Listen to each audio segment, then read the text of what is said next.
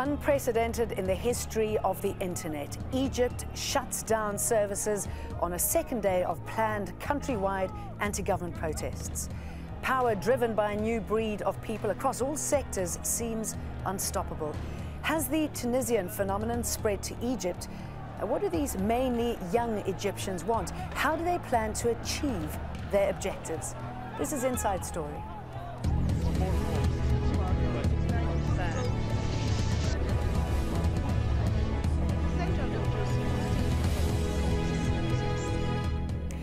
Hello and welcome to this special edition of Inside Story from the Egyptian capital, Cairo. I'm Jane Dutton. Egyptians, young and old, have been taken to the streets despite frequent warnings by the government, which has already used brutal force against many of them. A few weeks after the Tunisian uprising, are the two related? What about other popular movements in some Arab countries like Algeria, Jordan and Yemen? How do young people in Egypt manage to organize themselves, and what are their demands? We'll find out in a minute from our guests here, but before that, this is what people have been saying on the streets of Cairo. I took part in the October War, and I'm still ready to fight again and again against the oppressors, against Hosni Mubarak, the oppressor, against Gamal Mubarak, the oppressor. Down with Hosni Mubarak, down with Hosni Mubarak, no to Gamal Mubarak. I am here because I want to do my part in changing the country. We've been under Mubarak rule for 30 years, and all we've seen is constant humiliation. We came today because we have no other chance to get our rights. People have to be with each other and together so that we can all say one word of truth, one last word. All these people have a lot of demands. First, rising prices. Second, the increase in unemployment. 60% of Egyptians are unemployed, not 20%. So many people live under the poverty line. We are after change. We seek to restore our rights. Egyptians have been denied their rights. I don't belong to any particular political party. I'm one of the people. I am a son of Egypt. I love my country so much. Obviously, we have demands. Prices are very high, while our wages are very, very low. Well, joining us in the studio are our guests today. Gigi Ibrahim, a political activist. Amr Waked, an Egyptian actor. And Wael Khalil, a blogger and political activist. And via satellite from Tunis, Fida Al-Hamimi, a graduate student and activist. Thanks very much for joining us. Gigi, I'm going to start off with you. What's your response to this, what's been called unprecedented action of shutting down all internet services across the country?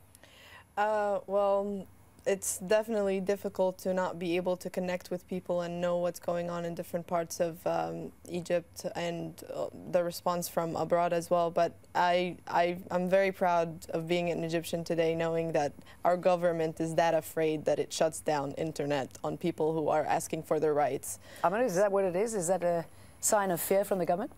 A sign of fear and weakness as well. I don't think that a government with such ballistic power should be scared of Facebook and Twitter. That's a really... Like slapping you down with the flowers. Exactly. It's a sign of weakness, I think. And well, it's going to make your work pretty difficult, isn't it? It's really funny. I mean, none of us could have expected their collapse like that. None of us, the most optimistic, that they shut down mobile phones now. I mean, that's no people in control or in power. But why on earth do you think they resorted to that? I mean, this is surely something that's really going to inflame your anger and passions. I think they're just doing what they can. I mean, people are mobilizing through internet. Let's shut the internet, or let's shut Twitter and Facebook. Oh, people are finding ways around that using proxies and hacking tools. Let's shut the internet. People are sending messages. Let's shut the messages. People are using mobile. So people will go down to the street at the preset time, at the preset places. Nothing you can do about that. Do you think it would have been more effective for the government to just step back and say, do as you want? I think the most effective thing that the government should do today is to make a radical response to the demands of the people that are taking the streets. They have to try to contain the anger psychologically, and not by blocking their means of collecting. I think they should probably listen to their people for once in such a drastic moment. They've seen what happened in Tunisia. They've seen the anger that the Egyptian people have on the street. They've seen a regime that's decaying.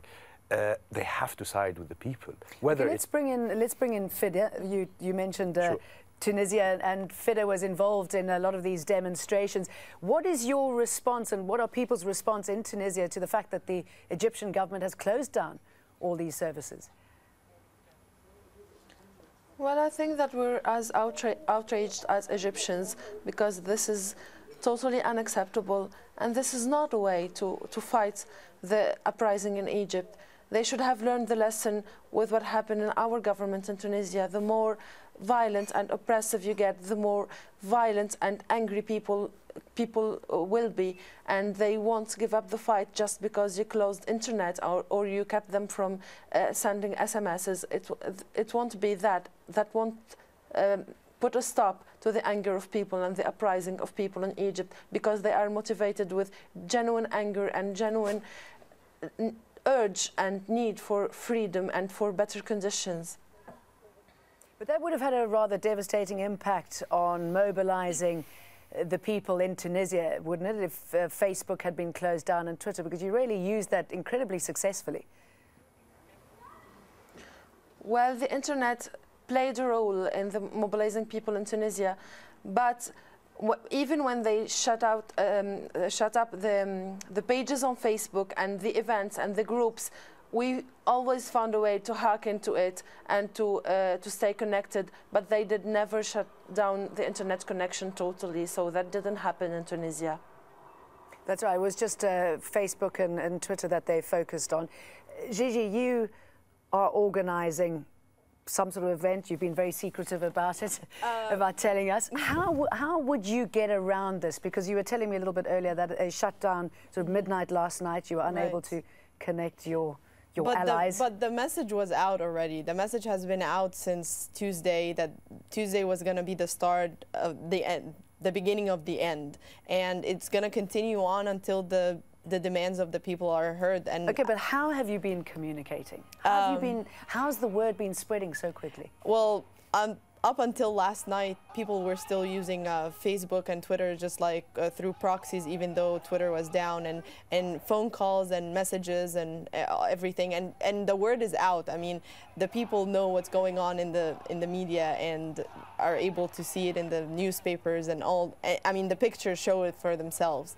And people, Friday, yeah, exactly. Friday prayer is a day where Egyptians collect on the street, regardless if they have Facebook or Twitter. It's when the people have their weekly prayer, and each mosque is usually packed, and with even more people outside on the street for the people prayer. are persistent on being in the them. streets, I would say. Now, we're speaking to you before Friday prayer, because I know that you're all about to dissipate. Yes. You won't tell me where you're going. So it could be a very different story by the time this airs. What do you think is going to happen after these Friday prayers? How important is this now to Egypt? I think there is a strong power struggle going now between the people and the government. I mean, whoever lost, whoever stands their ground is going to win. The government is using their cards very quickly. They're doing things that should take weeks. They're doing them in days. I mean, what's next? Curfew? I mean, that's easy. People would still go down. What do you go next? You take the plane and leave. And I think they're just making things easier for us. You don't have really to go out and convince people how weak they are, how corrupt they are. People are already knowing that. People who have not heard of the mobilization will hear about them because their mobiles are shut, their internet are shut, they're going to the mosques, and they're going to find people who are planning to demonstrate in the mosques. But what about the fear factor? I mean, I know that your brother was arrested and he was released on Thursday evening, fortunately. You know what I did? He was arrested in Shobra. Yeah. I went to Midan al-Tahrir and I shouted against Mubarak. That's the result they made me do when they took my brother, because, you know, I'm a man of reform. I like the change. I want the change. How does it feel, though, sorry, as an Egyptian, to be shouting out for the first time ever? We're sick of this. I've had enough. It's not the first time for me. No, but you're calling down for the government to step down. It's not the on such levels, though. On such levels. That's on such level, sure, yes. that's unprecedented. Yeah. How does that feel? Pride. It's absolutely beautiful. I think there is, I mean, on Tuesday, people are saying we're not less than Tunisia. Right. We're not less careful about our dignity. We're not less careful about or caring about our country. And we deserve a better country. We deserve a better person than this one in power. And the greatest thing about Tuesday is it was not really under the auspices of any party. There were people who are extremely rich on the street, people who are extremely poor, people who are extremely cultured and educated, people who are ignorant. All sectors of the Egyptian population were on the street that day. They did not take an order from anyone. They followed their instinct. No, but that's quite interesting, isn't it? The fact that there was no politician, no political party. I know the government keeps saying the Muslim Brotherhood was behind it, but actually, in fact, they've pretty much stepped back. I really think people had lost hope in the change through the streets in the past decades. But with what happened in Tunisia, that brought up back the idea that, you know what, the power of the people does work. And this is what Egyptian people believe, and this is being reflected in the streets. And people are persistent, and they're not gonna, give up until they're respected, they're heard, and their demands are met. Let's put that to Fida again. In Tunisia, the same thing occurred in Tunisia. There was no particular party or leader pushing these demonstrations. Fida, what happens now? The fact that your president has left the country, but you don't really have a stable government or leadership in place. What do you think the impact is going to be? Yes, actually, political parties and politicians followed the crowd. When the crowd uprose, then they spoke. So now there is a lot of differences and a lot of fractions. But I think that a lot of people are convinced that this government won't be the one that will bring us democracy, because this prime minister we have has been always the prime minister of Ben Ali, and because this government has a lot of people that were in the era of Ben Ali, in the RCD party, the party that was oppressive to people. And now we think that we should get rid of these symbols of that oppressive rule, and then we will reach democracy. Okay, so similar problem here. If Hosni Mubarak steps down, who's likely to replace him? Who doesn't reflect the old regime? This is completely and utterly irrelevant. Yes. I think we are a population that needs to learn how to give birth to leadership and how to choose it. And as long as Hosni Mubarak is in power, we are incapable of doing this. If the people do not succeed, the angel of death will definitely succeed very soon. And I think we'll go through the same question. So why don't we just ask the question now and face our destiny now? What about Mohammed al-Baradei? He touched down back in Egypt on Thursday. He was once, at one stage, the great hope. I think he missed a great opportunity about being in Egypt, in Cairo, in the street on Tuesday. What al-Baradei represented, in my opinion, was a missing link. Okay, this is the alternative. What happened in Tunisia and what happened on the street is actually you don't need an alternative. We can, like Amr was saying, we can create the alternative. He can, put up his credentials and people will choose. He's not leading this. No one is leading this. He's not a leader. There is no leader of the movement. I think this contributed very well to its success. People took ownership of it, and they determined to make it succeed, because this is not going to any political party. This is not going to be a political gain of the leadership or political milieu or anything. This is ours. We're going to stand our ground until our demands are met. But if you have no opposition in the country, it's not about opposition. It is about that now. Now this is about opposition. This is about breaking the fear barrier of opposition, making the opposition participate, making the people participate. Do you think the opposition will support al-Baradei? The people are the opposition of the government. I mean, this is the people. Okay, so who amongst the people can take leadership now? That's for the people to choose. I mean, I can't possibly speak on behalf of all the Egyptians on what they hope, but I know as an Egyptian, I want certain demands. Okay, what are they? About freedom of, I mean, I can list freedom of political participation, religious freedom, remove emergency law. Remove emergency law. No president can run for more than 2 times. We want the basic human rights, minimum wage for all these workers to, you know, live a humane life. We want the disparities both houses. The disparity, the corruption, end of corruption. I mean, the great demand on the street on Tuesday and all the past days were 3 demands: bread, freedom, and human dignity. And I think these are very simple things, and they are able to capture the aspiration and the hope of people. There's not much. I mean, all this contribute to the freedom part, all this contribute to the bread part and the dignity part. Yeah. So if Hosni Mubarak says, okay, I'll give it to you? He leaves. He leaves. Still leaves. Yeah. He has to leave. He has to leave. What do you think of the US response to what's been happening I think here? the United States, and to a certain extent, a lot of the international community has put the Egyptian people in the situation they're in today. They've been supporting a corrupt regimes in the region because it fits them best. Now, for the United States, it's time to side with the Egyptian people. It's time to stop supporting a regime that their people do not want, and they have to start using their power to get the regime down with the Egyptian people. Because they're in a difficult position, aren't they? Because really, they're calling for democracy. But yet he's an important ally for the US. It's hypocrisy, and it shows in many of There's a word for that called hypocrisy. It's called hypocrisy, and it shows in a lot of the US foreign policy and how it deals with the Middle East in general. It picks and chooses who to support, even though this is a dictatorship and this is a dictatorship. But I think the American people have a lot to do as well, because this is their tax money that's going towards a dictatorship like Mubarak. And I have a lot of American friends, and they support me, they support a lot of the activists, and they have really shown, you know, through solidarity, through the social networks, or even through phone calls, that they want a free Egypt, and they want Egyptians to live a humane life. So who's really, you know, backstabbing us all? Fida, let me ask you about the response to the US in your country. The US supported Ben Ali. He's a dictator. He's left the country. What now for your country's relationship with America?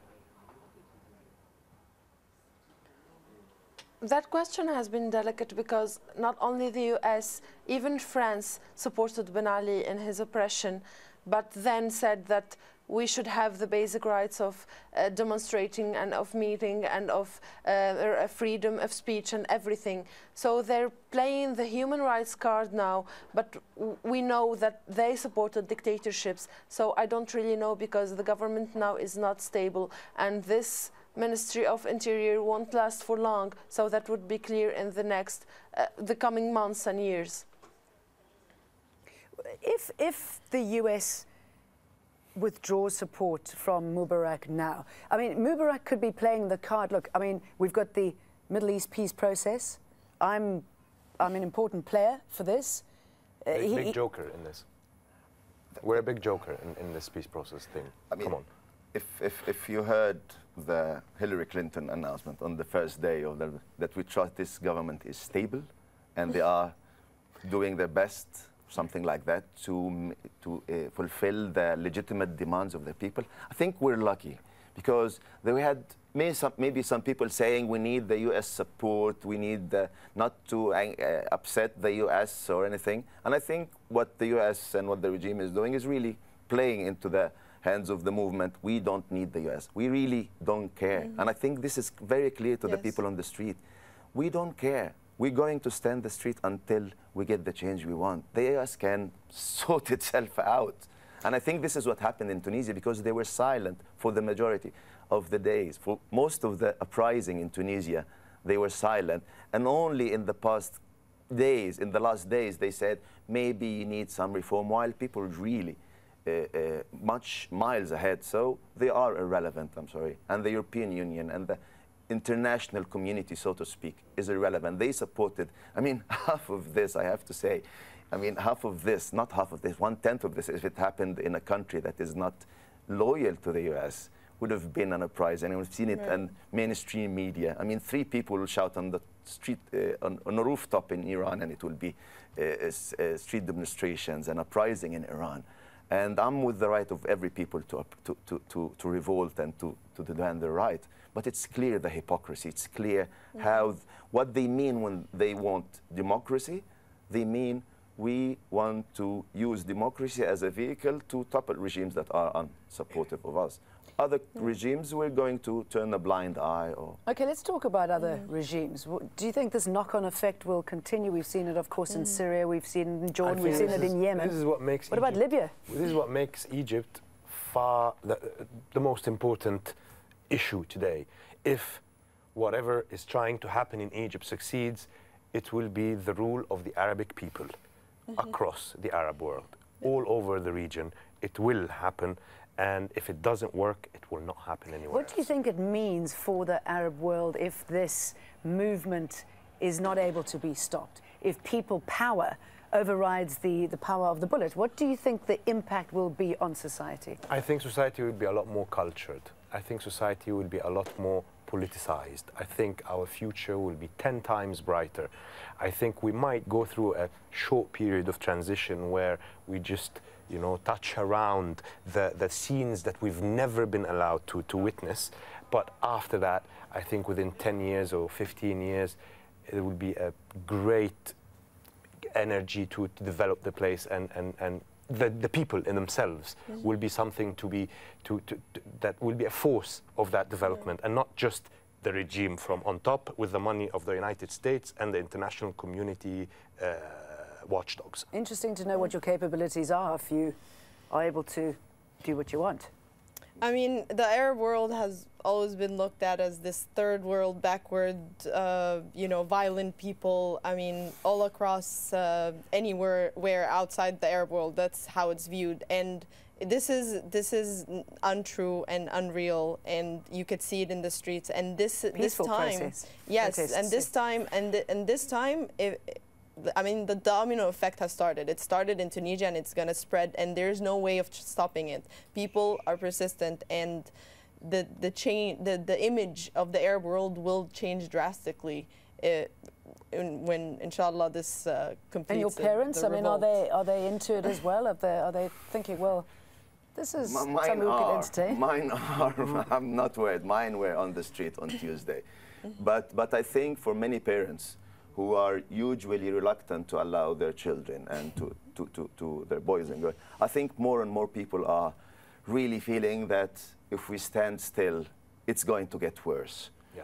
It's not safe. We cannot really take the sidewalk and hope everything will be fine. It's not fine. Yes, we're not safe. Is this You're absolutely point? right. They are not safe. Yeah. The Egyptian citizen is not safe in this regime. My brother walks the street, he gets kidnapped with no sign why, with no phone call to anyone. For 48 hours, no one knows where he is. You ask anyone, they will not tell you. Number one, I'm living in a country where I can be taken from the street without any prior in the street for hours order or and hours. anything. I am in a country where if I'm taken from the street, my parents will never know where I am. This is Mubarak's regime. This is what America supports, and this is going to an end. Well, I hope you don't get taken away on Friday's protest. Seriously, so be it. People are willing to take the risk to gain their freedom. I mean, what happened over the past year with all the torture cases that broke out in Alexandria with Khalid Said, I mean, it started a whole movement of we are all Khalid Said. We're all subjected to this emergency law that we could be taken, questioned, beaten, tortured to death. And the cherry on the cake was the elections that they forged. And unfortunately, we've run out of time. But thank you very much for talking to us. It's been fascinating. Yeah. To all our guests, thank you very much for talking to us here on Al Jazeera. Gigi Ibrahim, a political activist, Amr Waked, an Egyptian actor, and, well, Khalil, a blogger and political activist, and via satellite from Tunis, Fida Al-Hamimi, a graduate student and activist. And, of course, thank you very much for joining us on Al Jazeera's Inside Story. You can always send your comments to us at aljazeera.net/English.